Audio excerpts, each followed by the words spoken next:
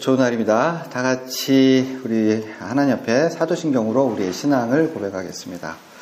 전능하사 천지를 만드신 하나님 아버지를 내가 믿사오며 그 외아들 우리 주 예수 그리스도를 믿사오니 성령으로 잉태하사 동정녀 마리아에게 나시고 본디오 빌라도에게 고난을 받으사 십자가에 못 박혀 죽으시고 장사한 지 사흘 만에 죽은 자 가운데서 다시 살아나시며 하늘에 오르사 전능하신 하나님 우편에 앉아 계시다가 저희로서 산자와 죽은 자를 심판하러 오시리라. 성령을 믿사오며 거룩한 공예와 성도가 서로 교통하는 것과 죄를 사하여 주시는 것과 몸이 다시 사는 것과 영원히 사는 것을 믿사옵나이다. 아멘. 살아계신 아버지 하나님, 예수님의 피로 우리를 구원하여 주시고 하나님의 거룩한 백성으로 삼아주심을 감사합니다. 보혈의 공로 의지에서 이렇게 모여서 하나님 앞에 예배를 드리오니 이 예배가 하나님께서 참으로 기뻐하시는 흠양하시는 예배가 되도록 주장하여 주시고 이 예배를 드릴 때 우리가 눈으로 하나님의 영광을 바라보는 귀한 예배가 되어지도록 주님께서 주장하여 주옵소서. 그래서 이 예배가 마칠 때에 우리 심령에 하나님께서 우리에게 부어주시는 성령의 충만함을 만끽하도록 주장하여 주시옵소서. 살아계신 예수님의 귀한 이름 받들어 기도하옵나이다. 아멘. 찬양하겠습니다. 예수를 나의 구주 삼고 성령과 피로써 거듭나니 이 세상에서 내 영혼이 하늘의 영광 누리도다. 이것이 나의 간증이요 이것이 나의 찬송일세.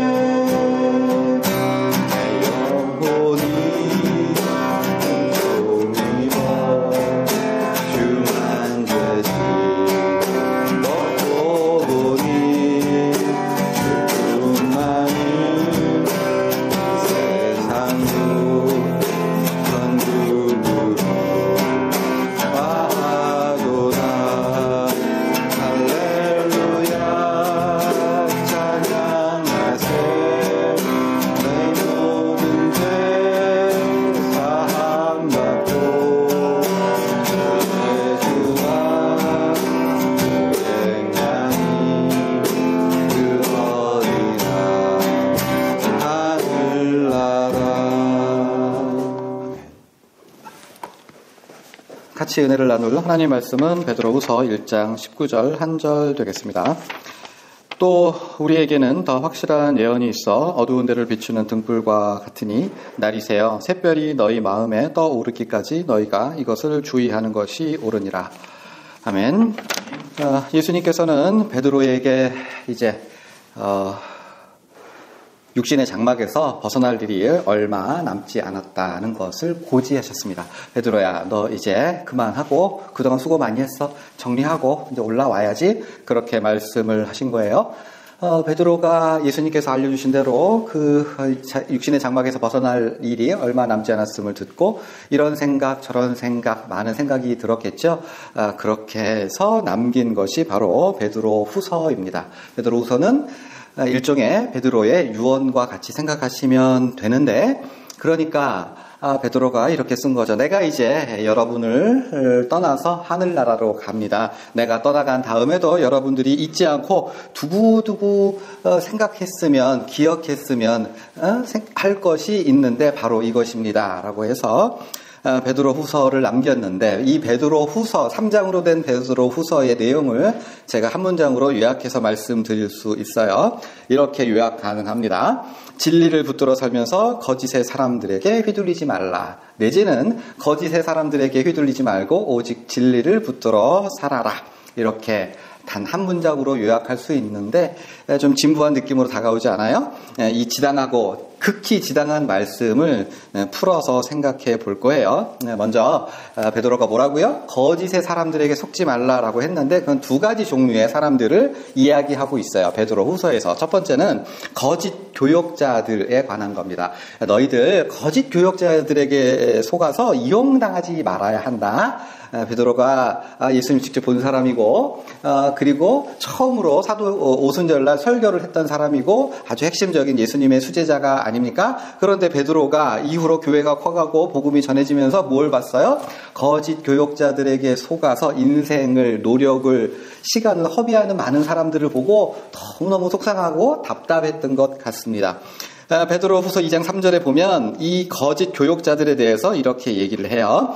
그 사람들은 탐심으로써 지어낸 말을 가지고 너희로 이득을 삼을 거야. 표준 세번역은 좀 더 실감나게 번역을 하는데요. 이렇게 돼 있어요. 그럴듯한 말로 여러분의 호주머니를 털어갈 겁니다. 뭐를요? 호주머니를 털어갈 거라고 하고 있어요.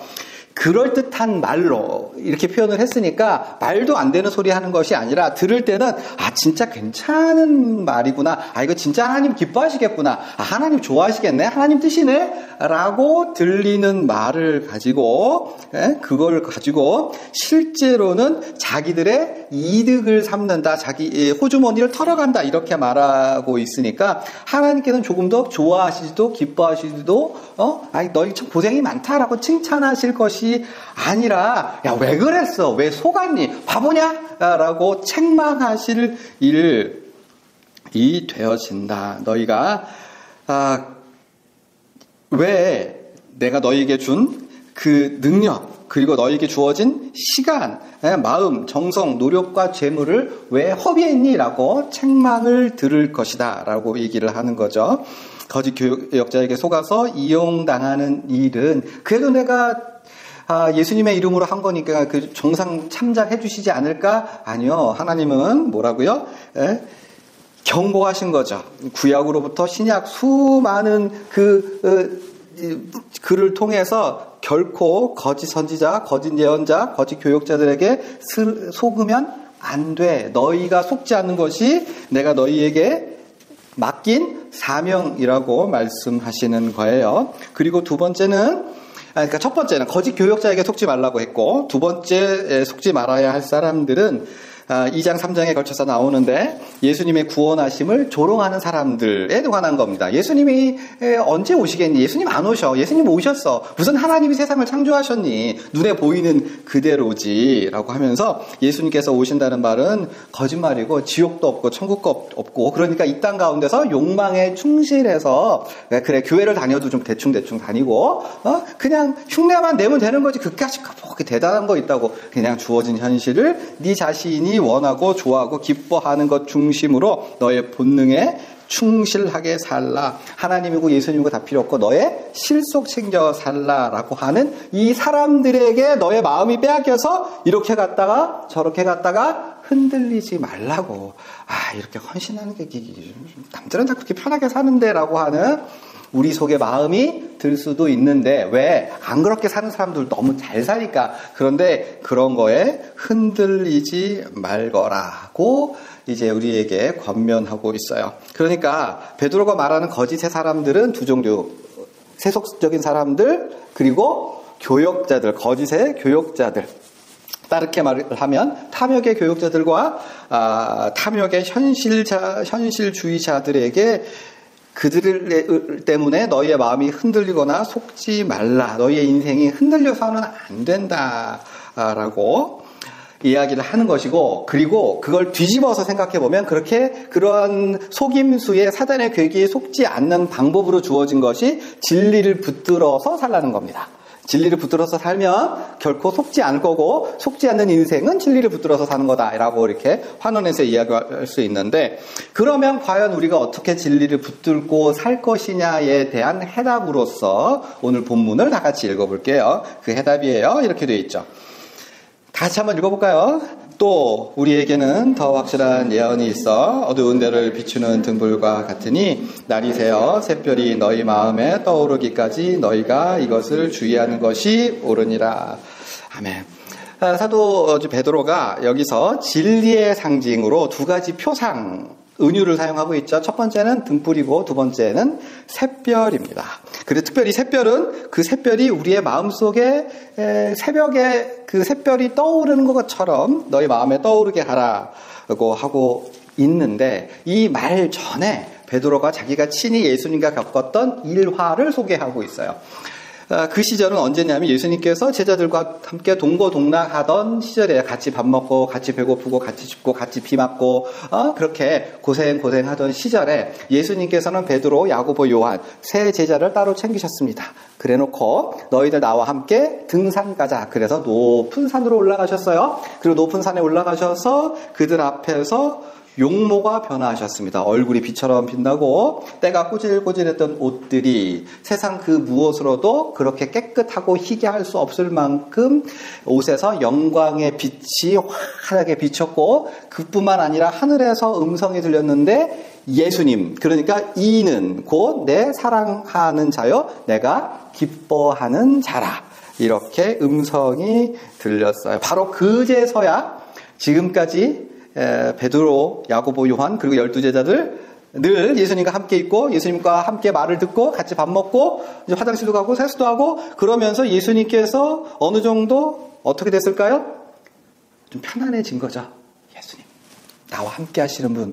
그러면서 이 예수님께서 말씀하시는 것이 어느덧 들리지 않고, 늘 천국복음을 말하는데 천국에 대해서 별로 생각하지 않아. 그리고 예수님이 하나님의 아들이십니다라고 고백을 했는데 그럼에도 불구하고 아주 예수님이 만만해지고 편안해진 거지. 왜? 같이 밥 먹으니까, 같이 목욕하니까. 그래서 함께 있으면서도 예수님이 보이지 않게 되어 가고 있는 상황에서, 다른 말로 하면요, 하나님께서 보시기에 제자들이 예수님을 너무 편안하게 생각한 거예요.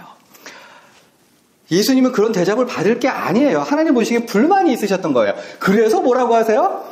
너희가 그렇게 편안하게 생각하고 있는 예수님은 말이지, 내가 진짜로 내가 사랑하고 있고, 예수님이 나의 마음에 너무 귀하고, 소중한 존재이니까, 제발 뭐라 그래요? 너희는 그의 말을 들으라. 지금까지 시키는 일 다 했어요, 제자들. 예수님께서 물 떠오라면 물 떠오고, 밥 차려라면 밥 차오고, 그럼에도 불구하고 너희는 그의 말을 들으래. 뭐냐 하면, 제자들에게 예수님이 그 정도로, 그러니까 하나님께서 원하시는 정도로 중요하지 않고 그들의 인생의 중심이 아니었던 거예요. 지금까지 이 장면 전까지 제자들의 인생의 중심은 뭐죠? 자기의 탐욕이겠죠? 내가 얘네들보다 예수님께서 이렇게 밀어주는 걸 통해서 높은 자리에 올라가고 내 욕망을 성취하고 하나님께서 이스라엘이라고 하는 이 땅 가운데 새로운 왕국을 건설하시면 내가 거기서 한 자리 하겠지. 그러기 위해서 내가 야고보도 제껴야 되고 요한도 제껴야 되고, 그렇게 하면서 뭐가? 자신의 인생의 중심이 예수님이 아니라 나의 자아, 나의 성공, 나의 탐욕, 전형적인 그 모습을 보여주고 있는데 하나님께서는 그것을 두고 보실 수 없었던 거죠. 그래서 제자들 중에 셋을 꼽아서 하나님의 영광의 광채를 그들에게 보이심으로써 야, 너희의 삶의 중심은 뭐가 돼야 된다? 예수님이어야 된다. 너희가 그렇게 편하게 생각할 사람이 아니다. 누가? 예수님이. 바로 그때로부터 사도 베드로는 예수님 앞에 벌벌벌 떨 수 있는 예수님을 두려워하는 사람이 되어질 수 있었던 거예요. 그런 의미에서 예수님께서는 변화산 사건을 준비하셨고, 그리고 베드로가 이 사건을 얘기하면서 오늘 본문을 이야기하고 있으니 뭐라고요? 또 우리에게는 뭐가 있어요? 더 확실한 예언이 있대요. 더 확실한 예언이 있대요. 히브리서 1장을 보시면 하나님은 어떠한 하나님? 우리에게 말씀하시는 하나님, 성경을 통해서 말씀하시고요. 우리의 자녀를 통해서 말씀하시고, 엄마 아빠를 통해서 말씀하시고, 인생을 통해서 말씀하시는 하나님, 더 확실한 예언이 있대요. 그러니까 우리가 우리의 삶을, 우리에게 주신 성경을, 우리에게 주신 은혜를, 이 세상이 이루어지는 모든 일들을 가만히 서서 생각하고 묵상하고 곱씹고 하다 보면 뭐가 드러나는 거예요? 뭐가 드러난대요? 우리의 수많은 우여곡절, 저 사람이 살아간 모습을 보고 막 모든 걸 다 가만히 서서 보면, 그러면 하나님께서 우리에게 말씀하시는 그 음성이 들려져서 그 음성이 우리 마음 가운데 뭐처럼? 샛별처럼 환하게 드러날 수 있다고 알려주신 거죠. 뭐죠? 가만히 생각해 보면, 그렇게 중요한 건 별로 없구나. 내가 중요하게 생각했던 거, 내가 이거는 놓칠 수 없는 거지. 내가 꽉 붙들고 있었던 거, 이거 다 아무것도 아니고, 누구만 보여요? 변화산 사건의 마지막은 오직 누구만 보였대요? 예수만 보였대요.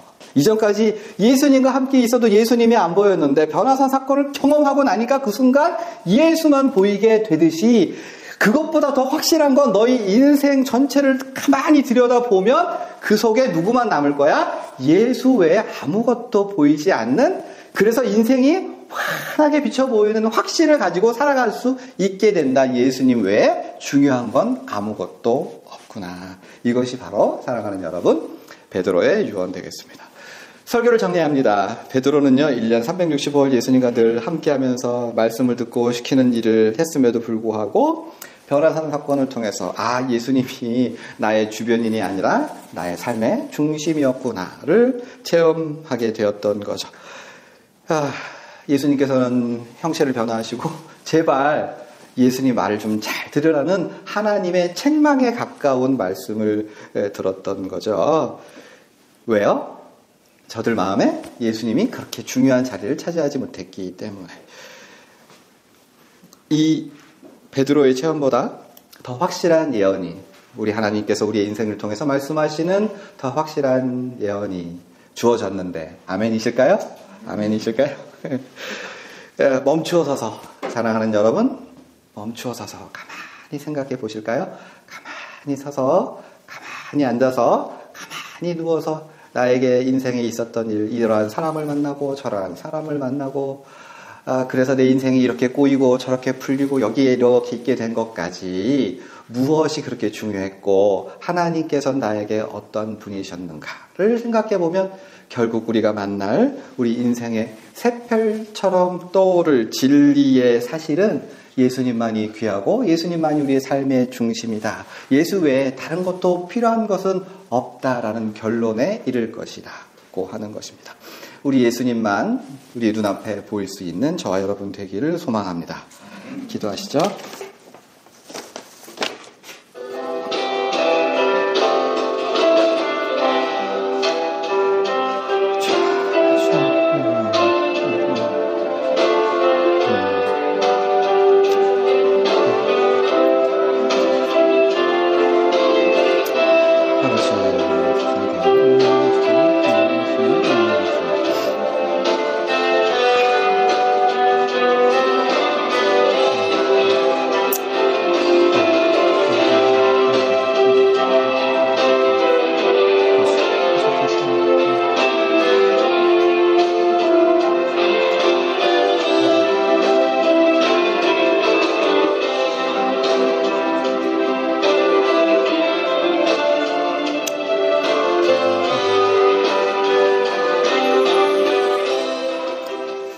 살아계신 아버지 하나님, 예수님이 이 땅에 다시 오실 그때까지 세상과 나는 간데 없고 오직 구속한 주만 보이는 그 놀랍고 위대한 은혜가 우리가 각자 누리며 살아갈 수 있도록 주님 주장하여 주시옵소서.